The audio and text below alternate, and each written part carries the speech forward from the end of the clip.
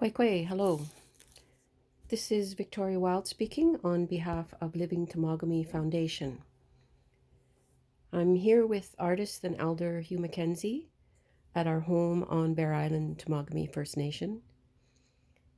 And I'd like to say, miigwech, thank you, Hugh, for sitting down with me today. May I offer you some sacred tobacco?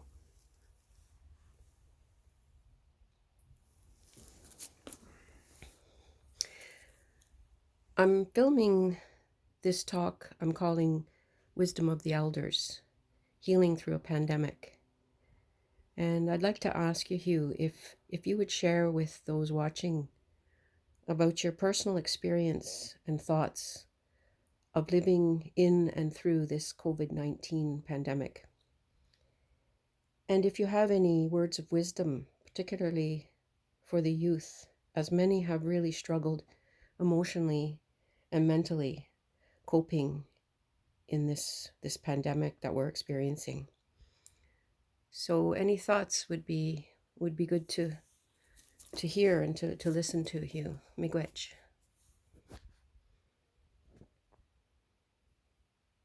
Mm-hmm. Yeah, well, I'm glad you said we're back home.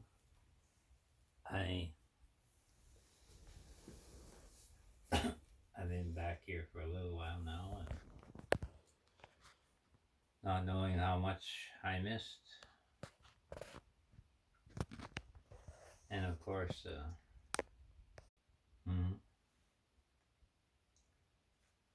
So I'm saying I'm glad to be here on the island, and at this time of the year, it's spring is one of the new beginnings, I'd say, when you're back off the trap line, and this is where we usually came for the summer months, which is a time when we actually did go to town and did do shopping.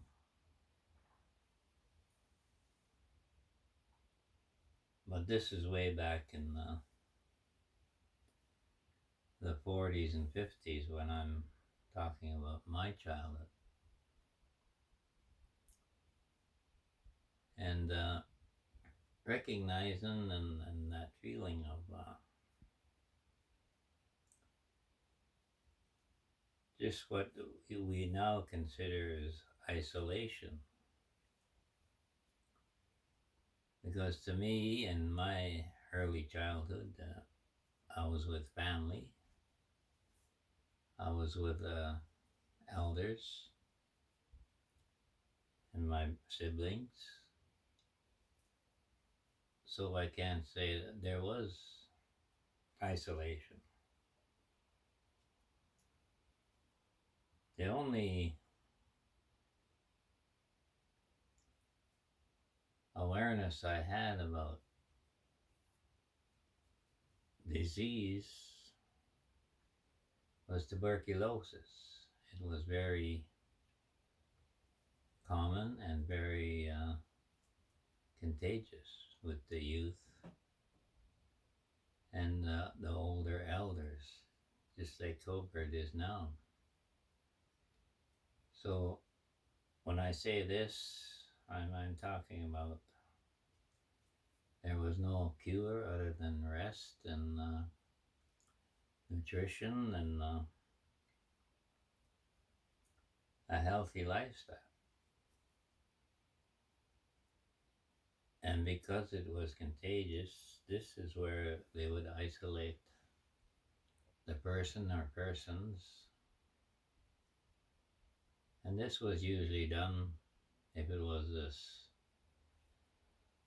the summer months. We would put up a tent on the shoreline, and this person would stay there, and they would be helped and nurtured through the elders, and keeping the children away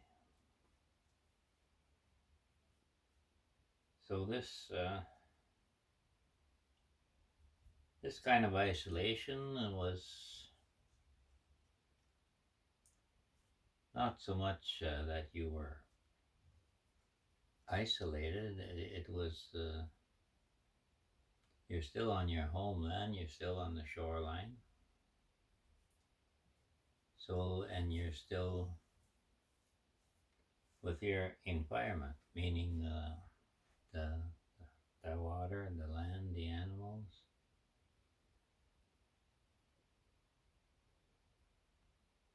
So I think this was we were fortunate this way. And with COVID now, I mean, just going any place in town or around your community or trying to visit or your workplace or your schooling, and there's restrictions all around us. So I think this is a different time, but most importantly, it was a different place. In the 40s and 50s, we had the environment, and this was how we weren't isolated in our terms in the native ways. Being with nature and the sights and smell and sound were with us all the time.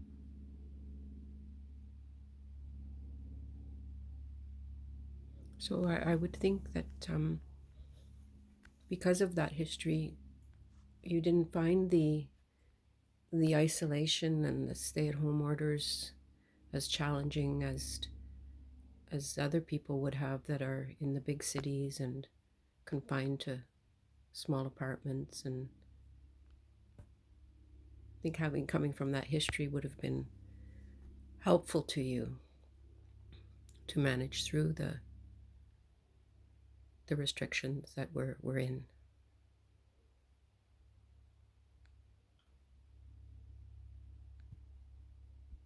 I felt the biggest restriction was that the safety of the youth. I mean, the younger, Mm-hmm. because it was contagious. Mm-hmm. That was the tuberculosis. Yeah, Yeah. and it very any age, of course, but it is really vulnerable to the youth. Mm-hmm. So I know my sister did go to Hillibury. This was our nearest hospital. They had one floor that was the third floor was totally isolated, and no kids were there allowed there. And this is just one of the differences with this disease and where it took us. But being on the shoreline, it was always you knew where your siblings were or your family, and there was always that contact. And of course, preparation. This is another word that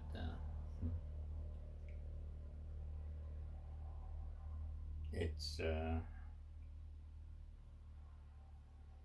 just a family thing. Preparation means if we're going out, preparation for winter or the spring and fall, or we're so connected to that because we live off the land. Mm-hmm. Always So being prepared ahead.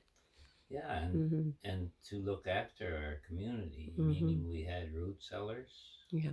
We put away fish, we salt them, and we smoked them, the meat. Mm-hmm. And this was just in case somebody got hurt or got sick. They didn't have to worry about shortage or finding help. Mm-hmm. It was there and it was shared. Yeah, the lifestyle was about Hmm. preparedness for It's always about the re- tomorrows. Yeah. tomorrow or recovery. Mm-hmm. There was a plan. Mm-hmm.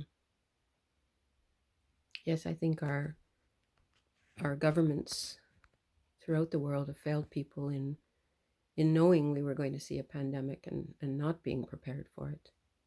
Hmm. Yeah, so all along, like I was fortunate that I didn't get it. I'm a carrier. My father was a carrier right until he was about 70 years old when he just got immunity just got deteriorated and then broke out Mm-hmm. tuberculosis. But at that time, there was more medication than Mm-hmm. antibiotics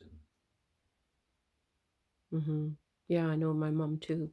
Mhm. She found out later in life that she actually had it and didn't know. Mhm. Yeah.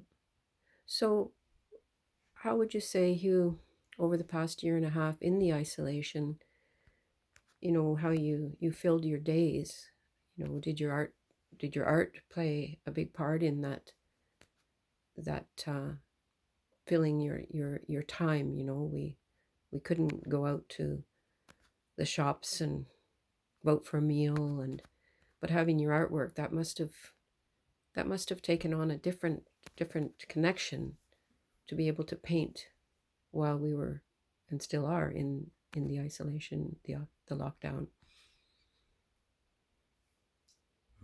Yeah. Well, it's just about the first thing I did was play my guitar and Mm, do a sketch and think about my next drawing and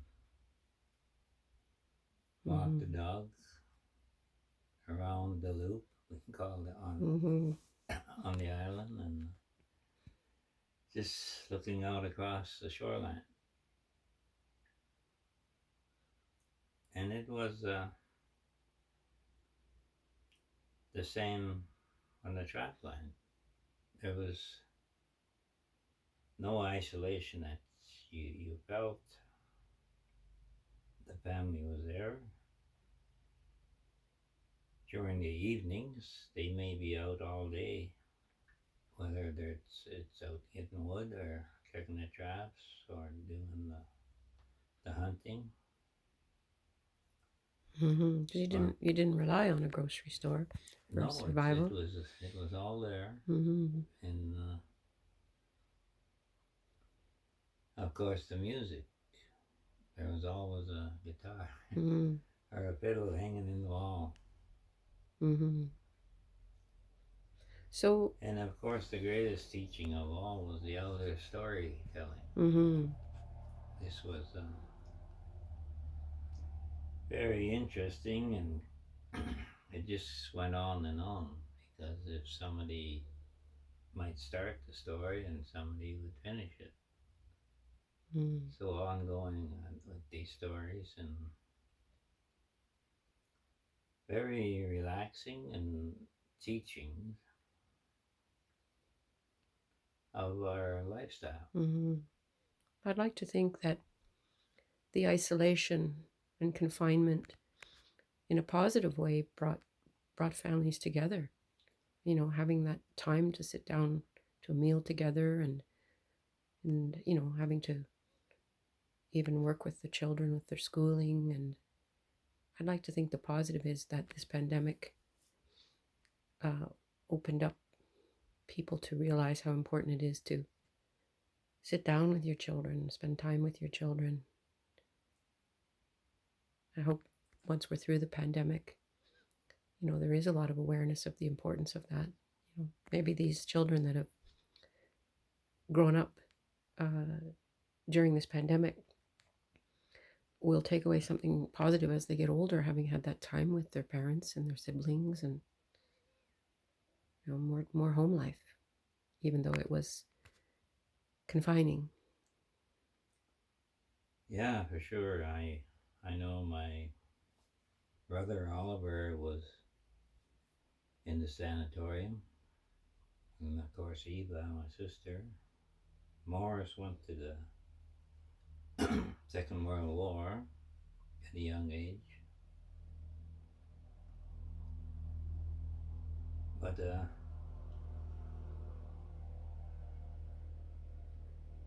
I guess this is when I did felt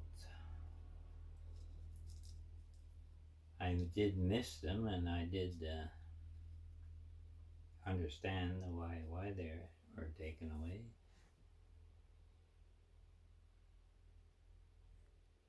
So this was a time I could say that isolation kind of worked both ways. Mm-hmm. Like They were taken away from they the were family. taken Yeah. away, and I didn't really understand like how far, but I was told, that I'll see them again. Mm-hmm. But today, I know it's pretty hard when you can't. I mean, the traveling is not a problem. You can you can go. You know where they are. You can go and see them, but you're not allowed to. Mm-hmm. So that's kind of the difference there. And Yeah, pretty heartbreaking for those elders in those homes. mhm.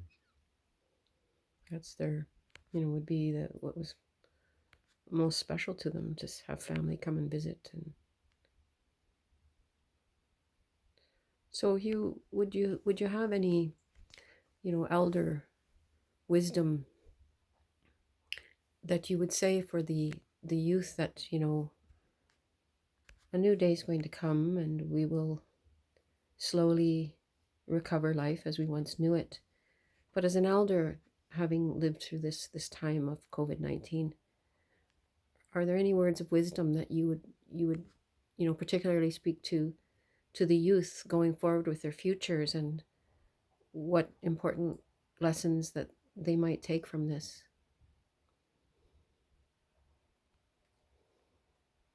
Well, I think what we most struggle with at this time is patience Mm-hmm. and trying to understand, well, self awareness and unity, trust. See, what I'm talking about here is our seven grandfather Mm-hmm. teaching. I It's was just very simple, it's a yes. lifestyle, Mm-hmm. and self awareness, of course, is how it starts in our feelings toward each other and community, and the sharing of yourself.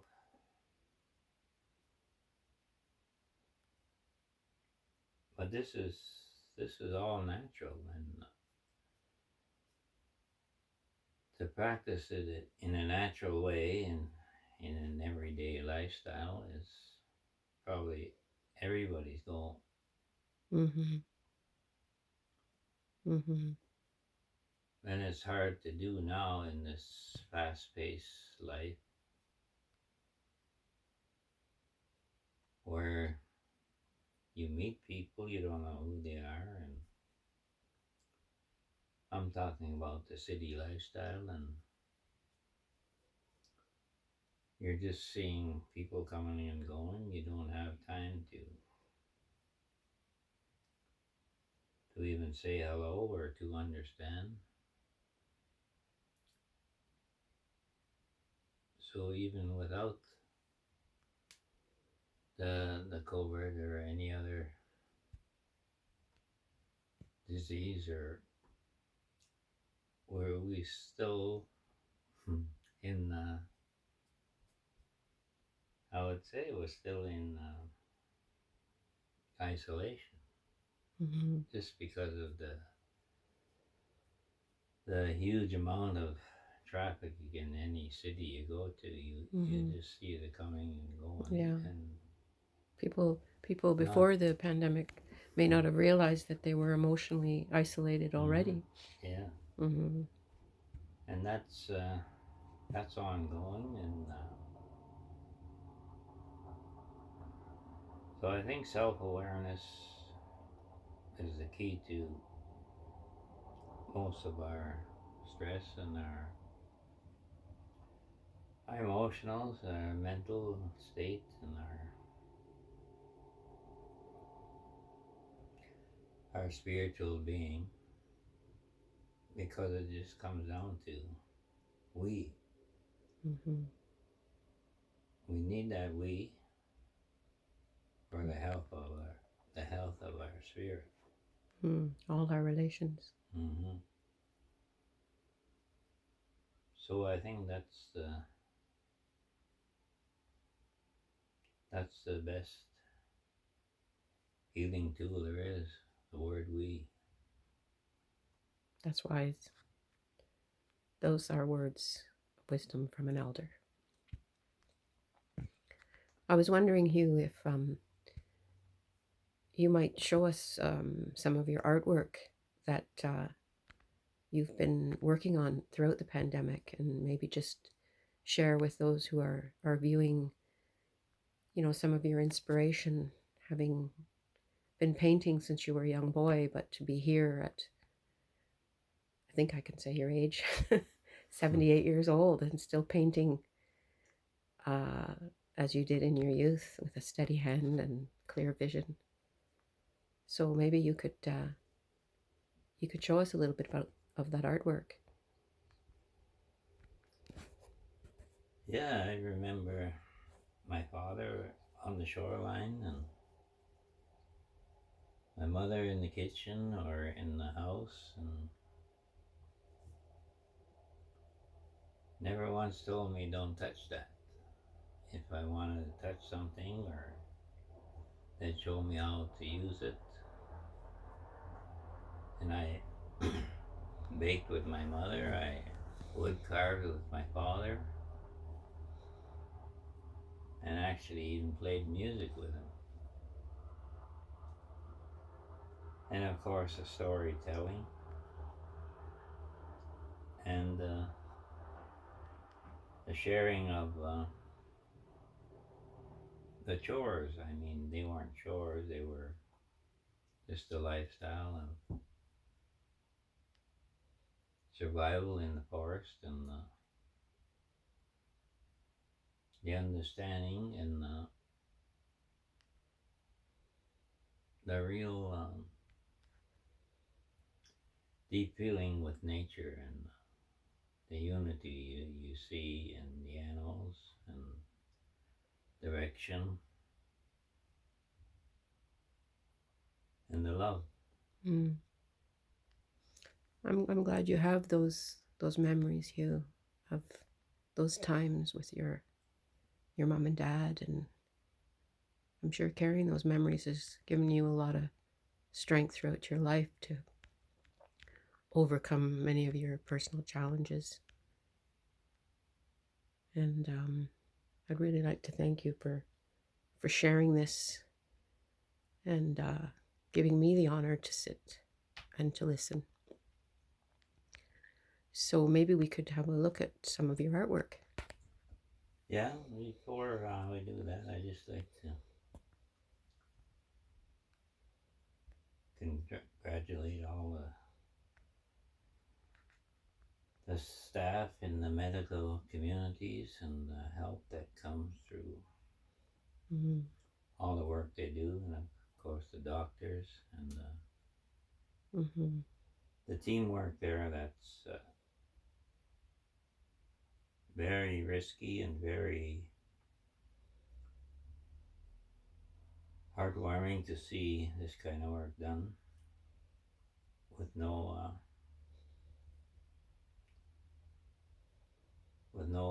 concerns other than to help other people. Mm. Mm-hmm. Yes. So in a while we'll go to my artwork and we'll have a look at a few things. Mm. That would be very nice. Chimigwechu. Very good.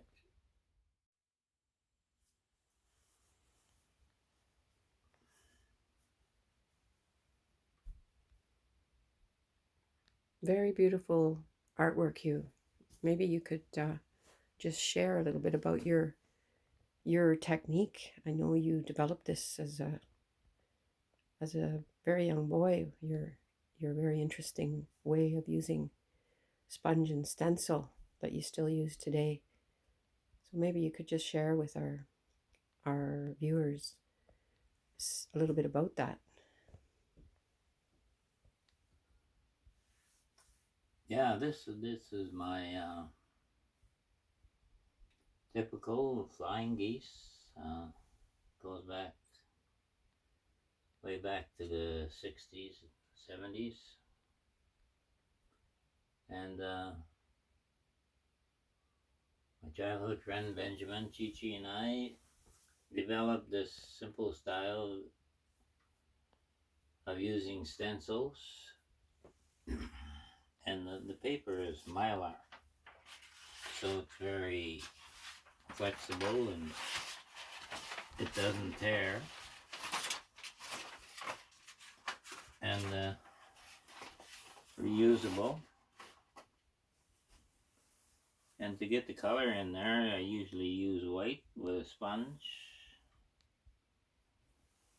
right in every place, and then I'll add the color overlay, and you can just keep changing the colors like that. So it works so well, and you can flip it over and do the facing the other way, change the colors. Creates such precision, clean lines. Yeah, I think that's one of the things that is simple about it. As long as you don't press too hard and you don't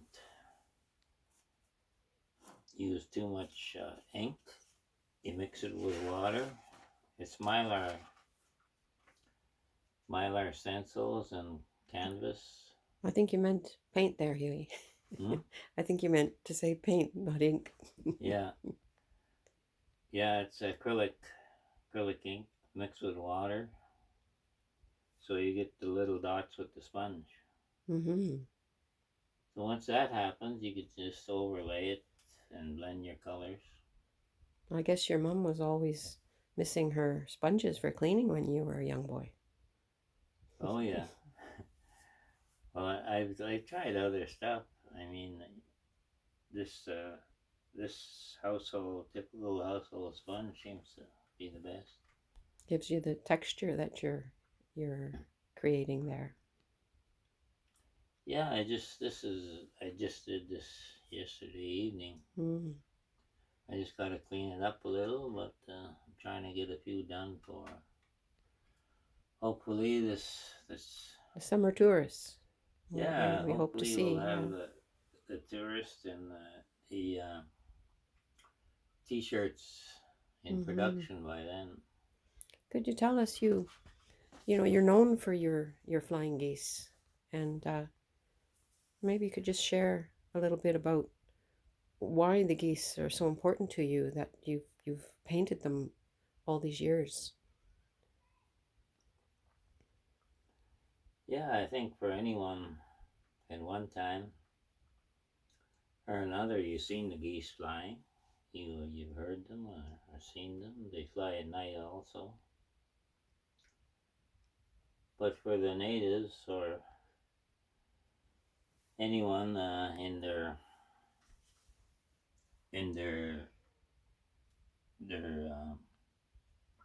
migration route, Well,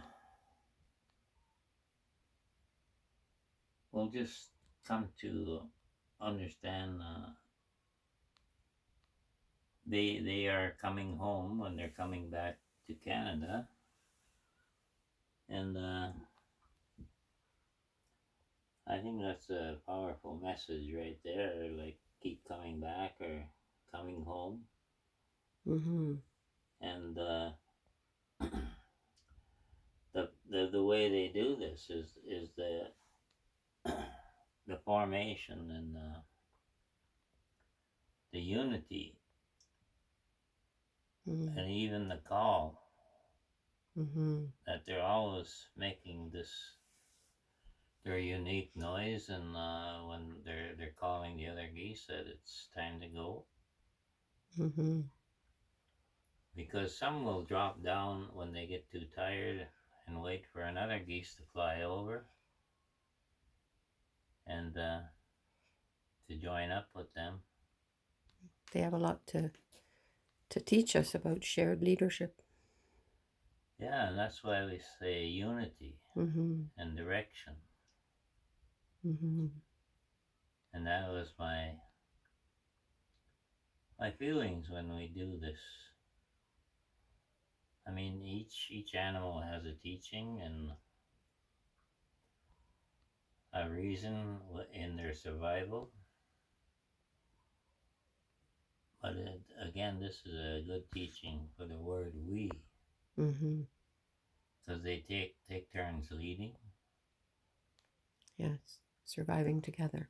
Yeah, and the formation, unity, and of Mm. course calling the other ones as they fly overhead. Mm-hmm. Well, Hugh, I want to thank you again, Chimigwich, today for sharing yourself, some of your story, your wisdom, and your beautiful artwork. Let's hope that very soon we can open our doors to visitors and cottagers, and we can come together in that unity as a people. So again, Chimigwechu, and I hope you Mm-hmm. have a really good season this summer, sharing your artwork and who you are. Mm-hmm. Very good.